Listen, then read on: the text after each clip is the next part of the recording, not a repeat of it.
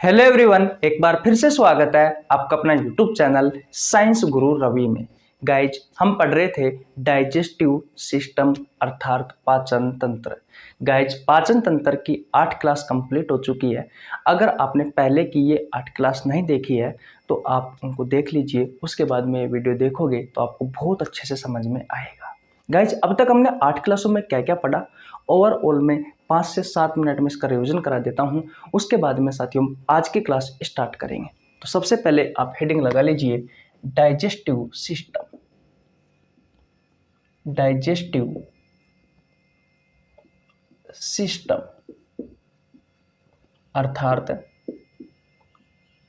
पाचन तंत्र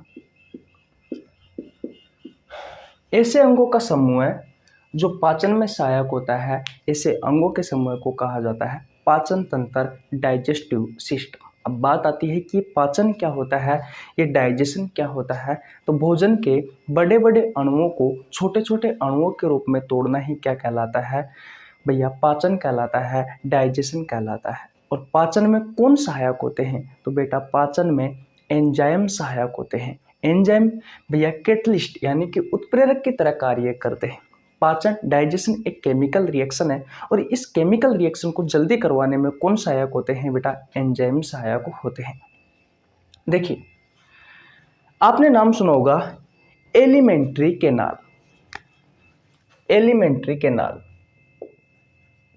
alimentary canal पहले पढ़ा चुका मैं। हिंदी में कहा जाता है आहार नाल। बेटा ये एक ऐसा पाइप है जिससे होकर आपका भोजन गुजरता है, जिससे होकर आपका भोजन गुजरता है। इसकी शुरुआत होती है बेटा माउथ से। किससे? माउथ से यानी कि मुख से। और इसमें बेटा हम 3 चीज़ों के बारे में पढ़ते हैं। ध्यान से सुनना बेटा, मैं रिवीजन करवा रहा हूँ कि अब तक हमने 8 क्लासों में क्या क्या पढ़ा और क्या क्या नहीं पढ़ा। उसके बाद में हम आज की क्लास की शुरुआत करेंगे। आहार नाल की शुरुआत किससे होती है? माउथ से यानी कि मुख से। आहार नाल, एलिमेंट्री कैनाल क्या है? यह वह पाइप है जिससे होकर आपका भोजन गुजरता है। माउथ में हम 3 चीजों के बारे में पढ़ते हैं बेटा। एक है टीथ यानी कि दांत, दूसरा है टंग यानी कि जीभ, और चौथा है भैया सलाइवरी ग्लैंड्स। सलाइवरी ग्लैंड्स यानी कि लारीय ग्रंथि। दांत क्या करते हैं? भोजन को काटते हैं, भोजन को चबाते हैं, भोजन को पीसते हैं, है कि नहीं? जीभ क्या करती है? जीभ बोलने में भी सहायक होती है, मुंह की सफाई करती है और हमें टेस्ट का अनुमान बताती है कि भैया ये कड़वा है खाना या मीठा है या फिर खट्टा है, कैसा है। तो स्वाद का अनुमान कौन बताती है? आपकी जीभ। सलाइवरी ग्लैंड्स की बात करें, लारी ग्रंथों की बात करें, लारी ग्रंथि सलाइवा बनाती है यानी कि लार बनाती है। और लार में 2 एंजाइम होते हैं, एक होता है लाइसोजाइम एंजाइम और एक होता है ptyalin amylase enzyme. Lysozyme enzyme क्या करता है? भोजन के साथ आने वाले बैक्टीरियाओं को नष्ट करने में सहायक होता है। पूरे बैक्टीरियाओं को नहीं, कुछ बैक्टीरियाओं को नष्ट करता है, ठीक है। और टाइलिन एमाइलेज एंजाइम क्या करता है? तो मैं आपको बता दूं, हम 3 चीजों का सेवन करते हैं। जो कुछ भी खाते हैं हम सिर्फ 3 चीज खाते हैं, कार्बोहाइड्रेट, प्रोटीन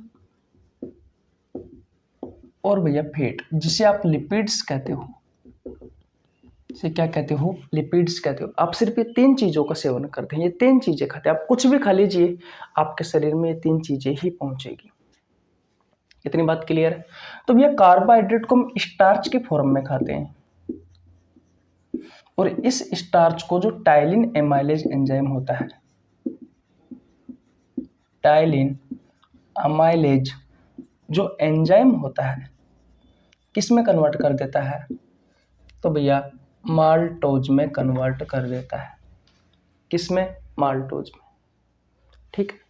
ये एंजाइम कहाँ से आया? तो सलाइवरी ग्लैंड्स ने बेटा सलाइवा बनाए, लार बनाए और लार में ये एंजाइम पाया जाता है।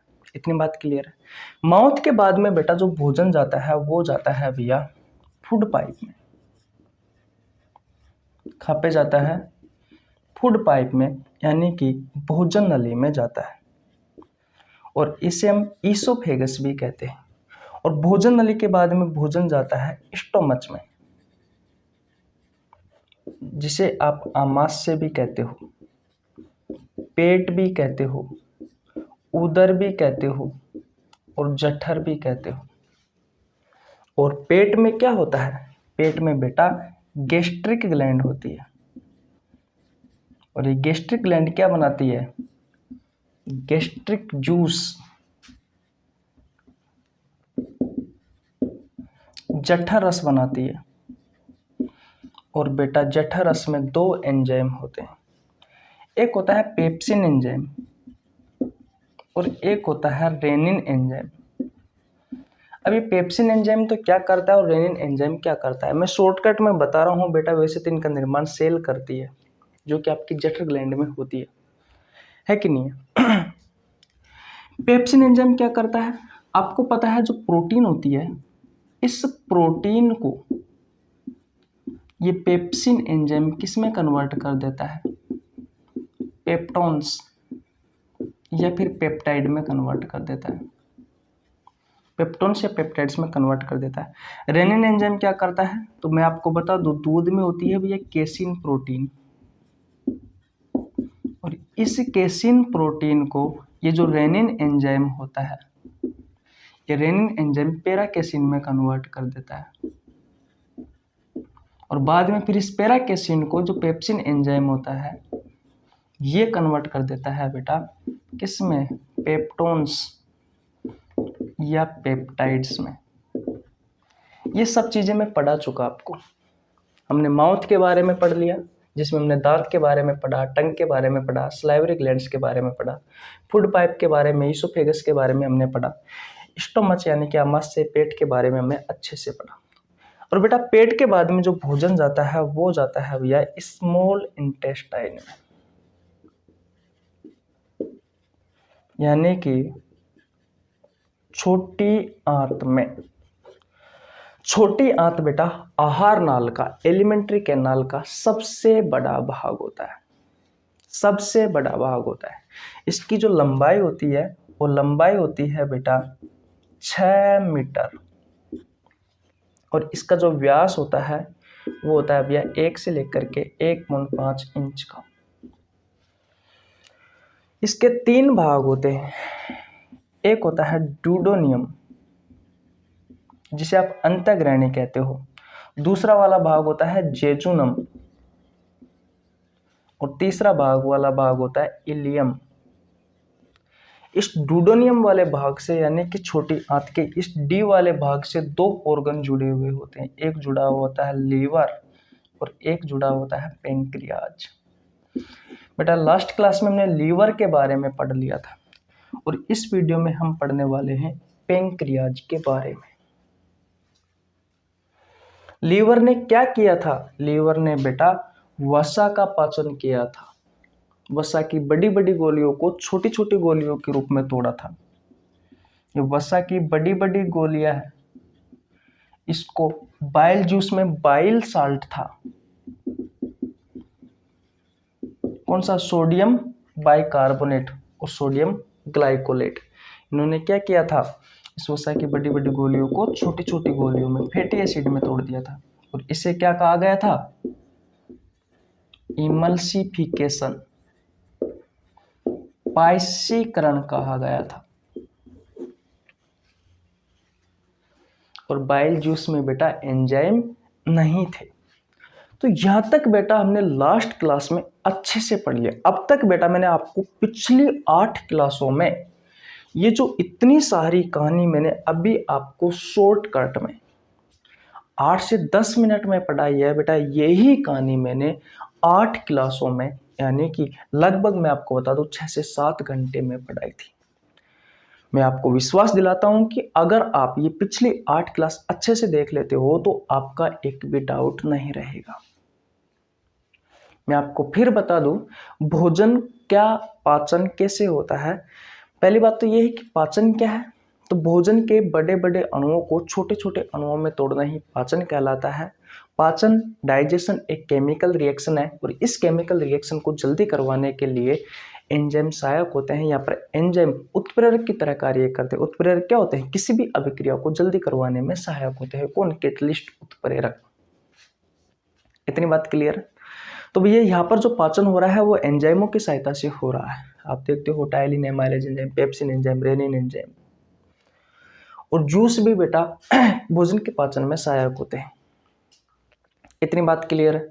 तो लास्ट क्लास में हमने किसके बारे में पढ़ा था बेटा? इस लीवर के बारे में पढ़ा था। अब हम बात करने वाले हैं पेंक्रियाज के बारे में। तो करें आज की क्लास की शुरुआत। ओके गाइज, स्क्रीनशॉट नहीं लिया आपने तो स्क्रीनशॉट ले लीजिए। मैं मेरे बारे में बता देता हूँ।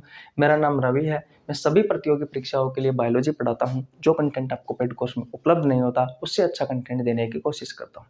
आपको हमारे साथ जुड़ने के लिए 1 रुपये देने की आवश्यकता नहीं है। सिर्फ आपको हमारे चैनल को सब्सक्राइब करना है, बेल आइकन को प्रेस करना है, जिससे आपके पास हमारे वीडियो का नोटिफिकेशन टाइम टू टाइम पहुँच सके। गाइज, मैंने बायोलॉजी के बहुत सारे चैप्टर करवा रखे हैं, बहुत सारे चैप्टर की एमसीक्यू सीरीज करवा रखी है। आप एक बार हमारे चैनल पर जाकर ज़रूर विजिट करें।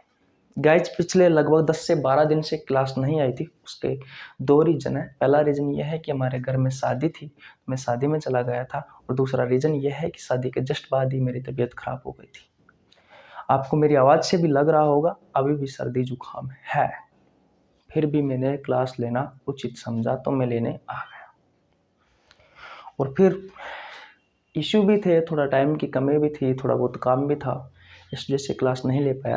लेकिन अब मैं आपसे वादा करता हूँ हर रोज़ क्लास आएगी और आपको बहुत अच्छा कंटेंट दिया जाएगा। इसलिए आप हमारे चैनल पर ज़रूर ज्वाइन करें, ज़रूर जुड़े बेटा, ताकि आपको बहुत अच्छी चीज़ें, बहुत नई चीज़ें आपको सीखने को मिले, बिल्कुल आसान भाषा में, आसान शब्दों में। चलिए भैया आगे। ओके तो स्क्रीनशॉट ले लीजिए, आगे चलते हैं और आज की क्लास की शुरुआत करते हैं। आज हम पढ़ने वाले हैं पेंक्रियाज के बारे में। चलिए भैया ओके। देखिए भैया, अब आप हेडिंग लगाओगे पेंक्रियाज यानी कि अग्नाशय।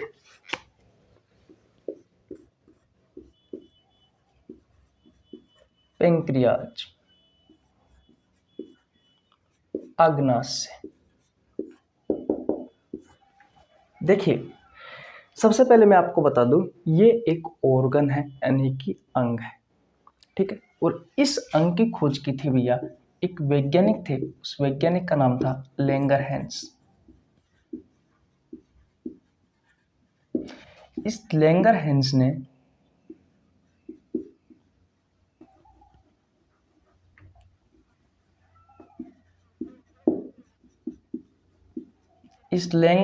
ने भैया किसकी खोज की थी? अग्नाशय की खोज की थी। हमारे शरीर में बहुत सारे ऑर्गन हैं बेटा, जिनकी अलग अलग वैज्ञानिकों ने खोज की थी। अभी थोड़े ही दिन पहले छोटी आंत और बड़ी आंत के बीच में एक और ऑर्गन पाया गया था और उसकी खोज के उपलक्ष्य में एक वैज्ञानिक को नोबेल पुरस्कार भी दिया गया था। हमें तो उतने ही ऑर्गन के बारे में पता है जितना हमने पढ़ा है, लेकिन बेटा ऐसा कहा जाता है वैज्ञानिकों का कि हमारे शरीर में और भी बहुत सारे ऑर्गन हैं जिनके बारे में अभी तक खोज नहीं हुई। तो पेंक्रियाज की बात करें, अग्नाशय की बात करें, तो इसकी खोज किसने की थी? लैंगरहैंस ने की थी। बेटा इसकी जो आकृति होती है, आकार होता है, वो पेड़ के पत्ते के समान होता है। पेड़ के पत्ते के समान होता है, कुछ इस तरीके से।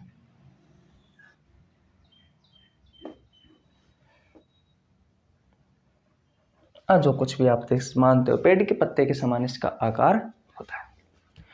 कहाँ पर होता है भैया ये? इसकी लोकेशन की बात करें, लोकेशन होती है भैया एब्डोमिनल कैविटी में।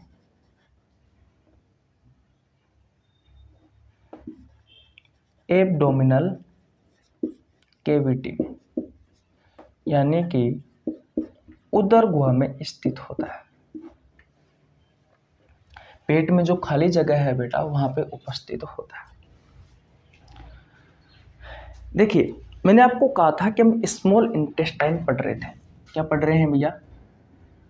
स्मॉल इंटेस्टाइन यानी कि छोटी आंत। और बेटा छोटी आंत के 3 भाग होते हैं। कितने भाग होते हैं? 3। एक होता है ड्यूडेनियम,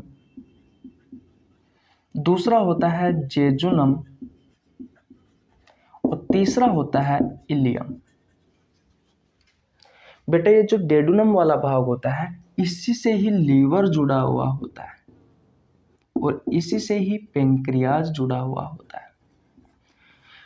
बेटा फूड पाइप के बाद में भोजन आता है किस में? देखो सबसे पहले माउथ में भोजन रहता है, माउथ के बाद में भोजन जाता है बेटा आपके फूड पाइप में, और फूड पाइप के बाद में भोजन जाता है भैया स्टोमच में, और स्टोमच के बाद में भोजन आता है स्मॉल इंटेस्टाइन में,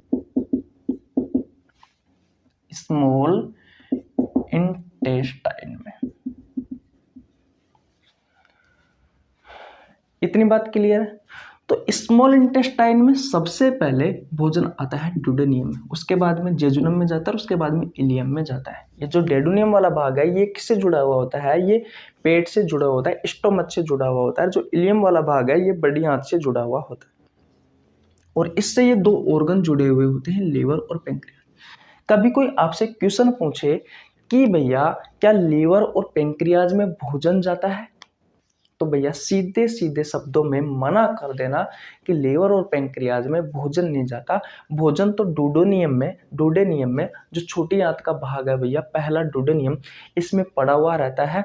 ये तो सिर्फ जूस बनाते हैं, जूस और एंजाइम बनाकर भैया एक नली की सहायता से इस डूडेनियम वाले भाग में डाल देते हैं, और फिर भैया ये जैसे ही भोजन के पास आएगा ये जूस और एंजाइम भोजन के पाचन में वो हेल्प करता है, यानी कि भोजन का पाचन करता है।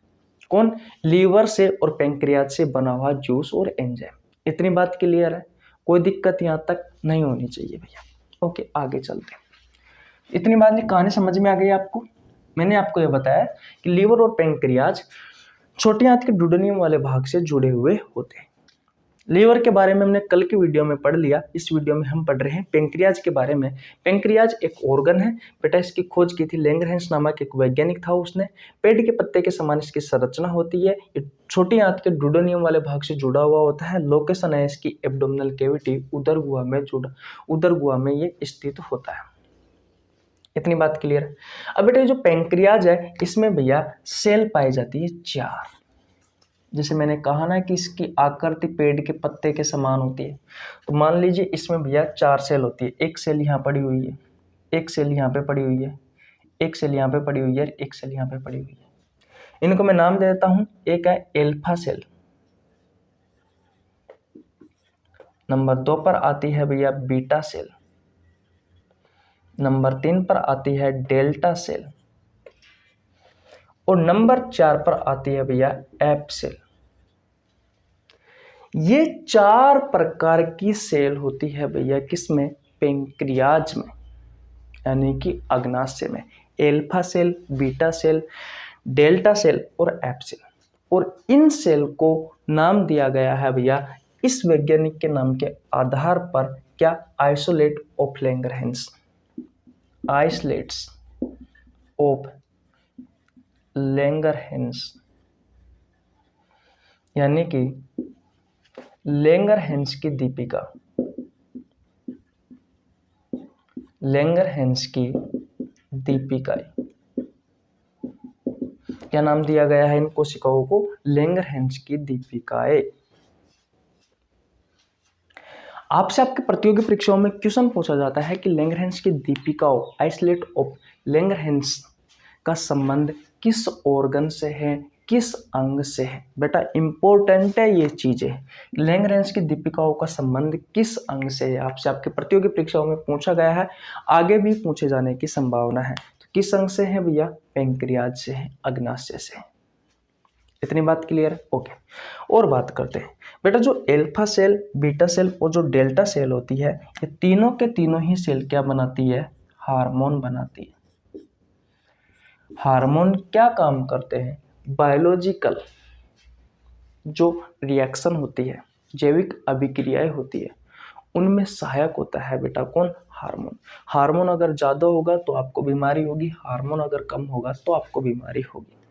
ये हम एंडोक्राइन सिस्टम में पढ़ाएंगे आगे जाके। और जो एप सेल है बेटा, ये भैया जूस बनाती है।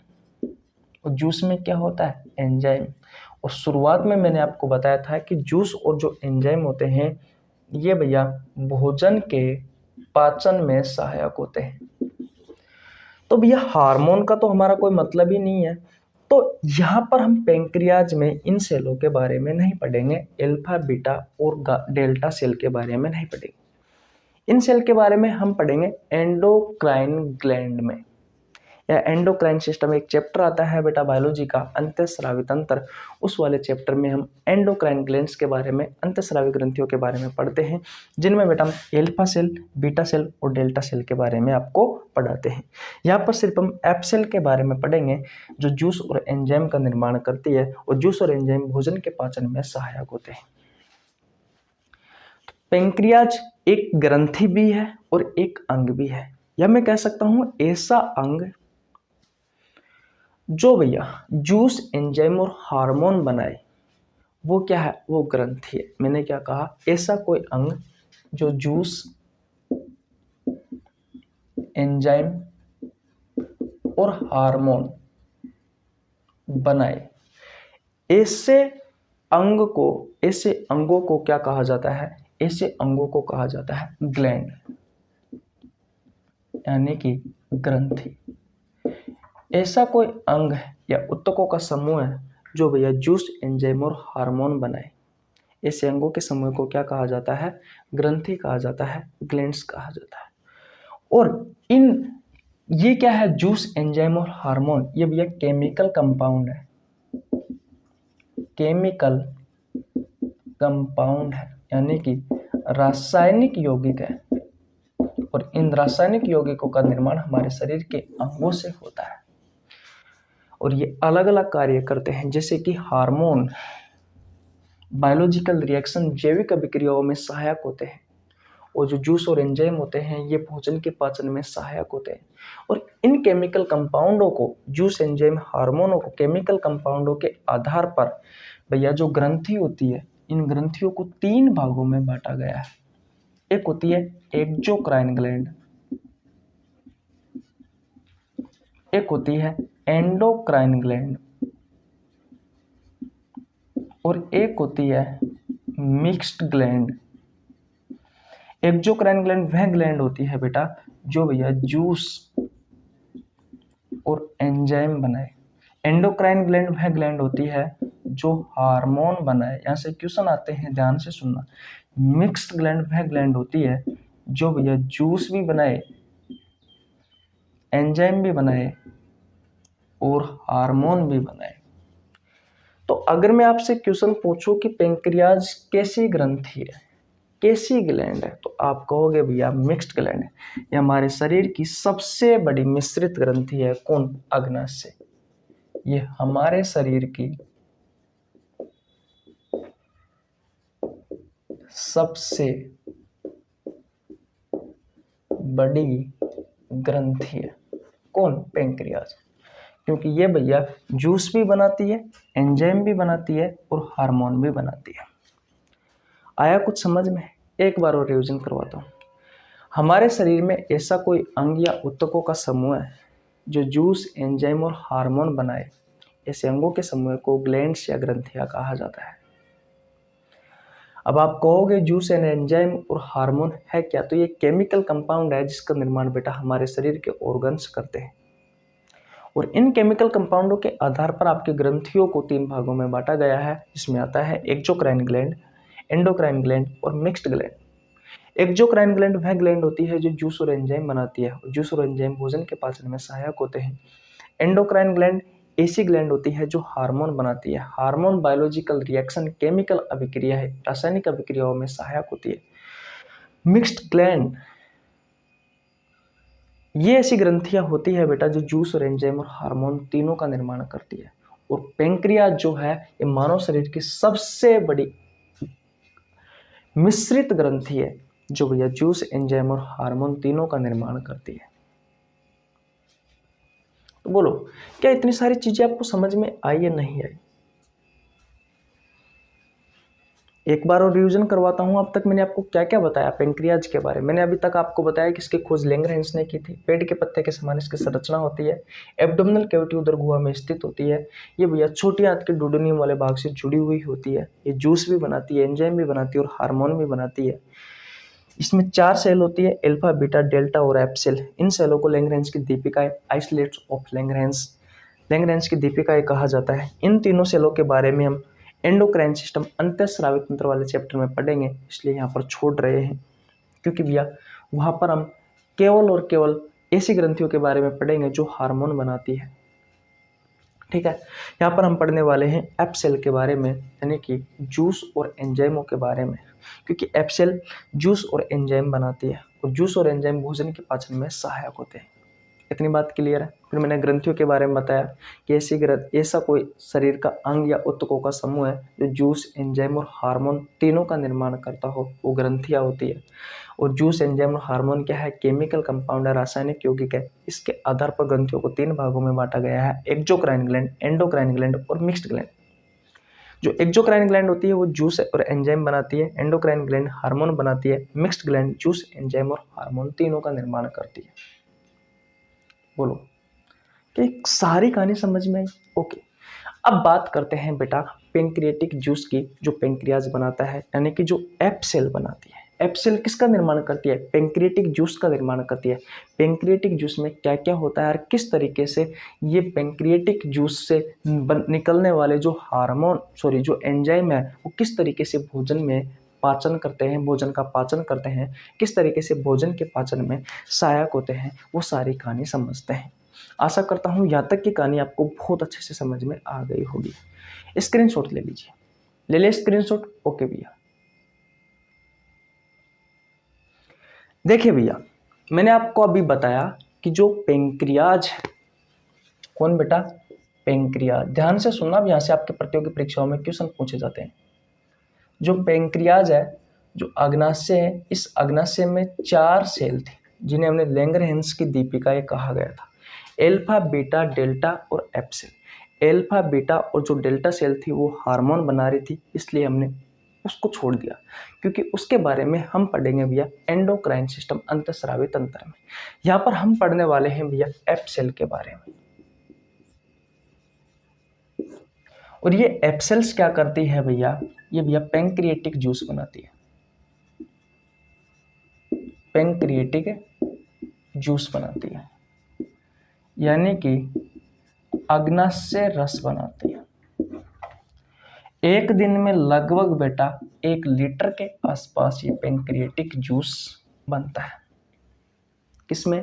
पेंक्रियाज में। कौन बनाती है? एप सेल बनाती है। और बेटा इस पेंक्रियाटिक जूस में, इस अग्नाशय रस में 3 एंजाइम होते हैं। नंबर 1 पर आता है amylase enzyme, amylase enzyme. Number 2 पर आता है trypsin enzyme,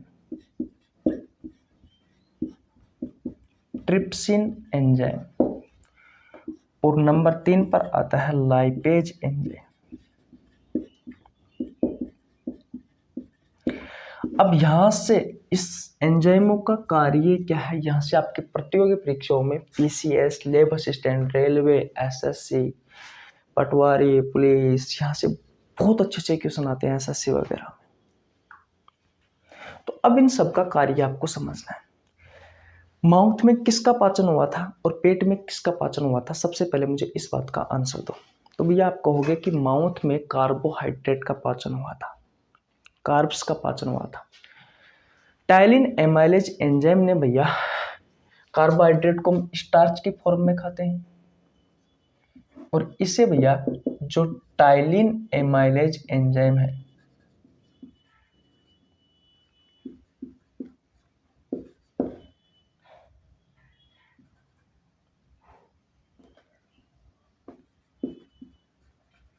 ptyalin amylase enzyme है, इसने भैया स्टार्च को किस में कन्वर्ट किया? माल्टोज में। लेकिन भैया 100% नहीं किया। 100% कौन करता है? 100% करता है भैया एमाइलेज एंजाइम। दोनों में फर्क है भैया। ये टाइलिन एमाइलेज एंजाइम सलाइवा में पाया जाता है, लार में पाया जाता है। स्लाइवरी ग्लैंड स्लाइवा का निर्माण करती है। लार में 2 एंजाइम पाए जाते हैं, एक लाइसोजाइम एंजाइम और एक पाया जाता है टाइलिन एमाइलेज एंजाइम। लेकिन ये एमाइलेज एंजाइम ये अलग है, ये होता है भैया आपके किसमें, पेंक्रियाज में। कौन निर्माण करती है, तो एप्सिल निर्माण करती है पेंक्रियाटिक जूस का। ये पेंक्रियाटिक जूस में होता है एमाइलेज एंजाइम, जो भैया 100% किसका पाचन करता है, स्टार्च को माल्टोज में कन्वर्ट करने में सहायक होता है। याद रखना बेटा, माल्टोज का अभी तक पूर्ण तरीके से पाचन नहीं हुआ। मैंने आपको बताया था कि कार्बोहाइड्रेट जब ग्लूकोज में पूर्णतः टूट जाता है तब जाकर भैया कार्बोहाइड्रेट का पूर्णतः पाचन होता है। यानी कि माल्टोज भी अभी तक टूटना बाकी है, माल्टोज का भी आगे पाचन होगा। तो पहला कार्य समझ में आया एमाइलेज का कि एमाइलेज स्टार्च को माल्टोज में 100% कन्वर्ट कर देता है। अब बात करते हैं ट्रिप्सिन की, लेकिन उससे पहले आपको पता होना चाहिए आपके पेट की कहानी। पेट में बेटा 2 एंजाइम थे, एक तो था पेप्सिन और एक था रेनिन। दोनों का कार्य मैं पहले पढ़ाकर आया हूं आज ही की क्लास में। देखिए, जो प्रोटीन होती है, इस प्रोटीन को ये जो पेप्सिन एंजाइम होता है, ये भैया पेप्टाइड्स या फिर पेप्टोन्स में कन्वर्ट कर देता है।